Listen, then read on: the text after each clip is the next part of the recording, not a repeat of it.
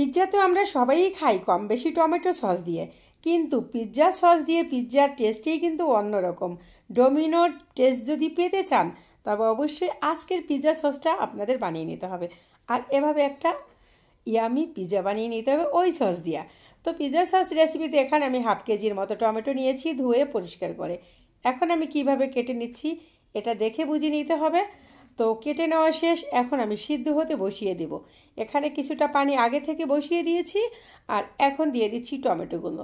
তো টমেটোগুলো আমি 2 থেকে 3 মিনিটের মতো সিদ্ধ করে নিব। উপরের যে আবরণ, ছিলকার একটা আবরণ আছে, ওটা নরম হয়ে যাওয়া পর্যন্ত সিদ্ধ করব। তো দেখেন আমার সিদ্ধ কিন্তু হয়ে গিয়েছে। এখন আমি নামিয়ে নিব, আর নামিয়ে নিয়ে উপরের ওই ছিলকাটা উঠিয়ে ফেলে দিব। আর এই যে টমেটোর একটা বোটার কাছে একটা মুখের মতো আছে, ওটাও আমি কেটে নিব, কেটে ফেলে দিব। তো সম্পূর্ণ করে নিয়ে আমি একটা মিক্সিং জারে দিয়ে দেব, দিয়ে একটা পেস্ট বানিয়ে নেব। তো মোটামুটি দেখেন আমার কিন্তু সবগুলো কেটে নেওয়া শেষ। এখন আমি সবগুলো মিক্সিং জারে দিয়ে দিচ্ছি, আর দিয়ে একটা পেস্ট বানিয়ে একটা সাইডে রেখে দিয়ে একটা কড়াই বসিয়ে দিয়েছি। দিয়ে দিয়েছি 1.5 চামচের মতো রসুন একদম চপার করে কুচি করা, আর দিব 2টা মাঝারি সাইজের পেঁয়াজ, এটাও আমি চপার করে কুচি করে নিয়েছি। এখন আমি ভেজে নিব হালকা ব্রাউন করে। হালকা একটু কালার আসার পরে ওই যে পেস্টটা আমি বানিয়ে রেখেছি, ওটা কোনো প্রকার ছাকাছাকির দরকার নেই, এর ভিতরে দিয়ে দেব।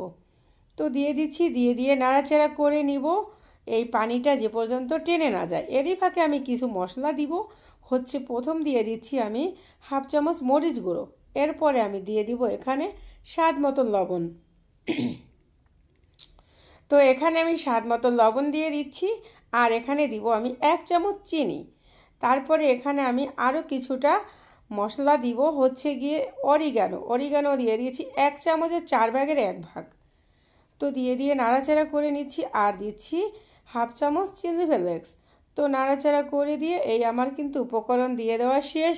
তারপরে নামানোর আগে আমি দিয়ে দিব 3-4টা তুলসী পাতা কুচি করে নিয়ে, জাস্ট নামানোর আগে দিতে হবে।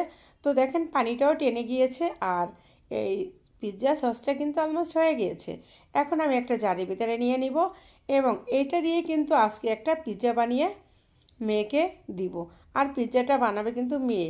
আর পিৎজার ডোটা আমি 1 চামচ ইস্ট, 1 কাপ ময়দা, 2 চামচ চিনি, লবণ এবং কিছুটা লিকুইড দুধ দিয়ে মেখে 30 মিনিটের মতো রেস্টে রেখে দিয়েছি। ওই পিৎজাটাই আজকে আমার মেয়ে এই সসটা বানিয়ে খাবে।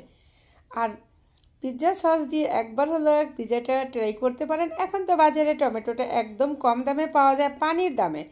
তো এই পানির দামে টমেটো কিনে এরকম পিৎজা সন্ধ্যায় এনজয় করতে পারেন। এই যে দেখেন কিছুটা সস দিয়ে দিচ্ছে, তারপরে দিয়ে দিচ্ছে মোজারেলা চিজ।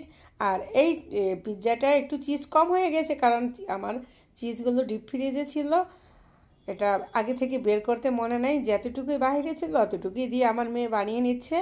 তো পেঁয়াজ, টমেটো, চিজ, তারপরে দিবে গিয়ে ক্যাপসিকাম সবুজটা, এরপরে দিবে অরিগানো, তারপরে ব্ল্যাক অলিভ, এই সব কিছু দিয়ে টিয়ে তারপরে সে তার মতো করে বানিয়ে নিচ্ছে।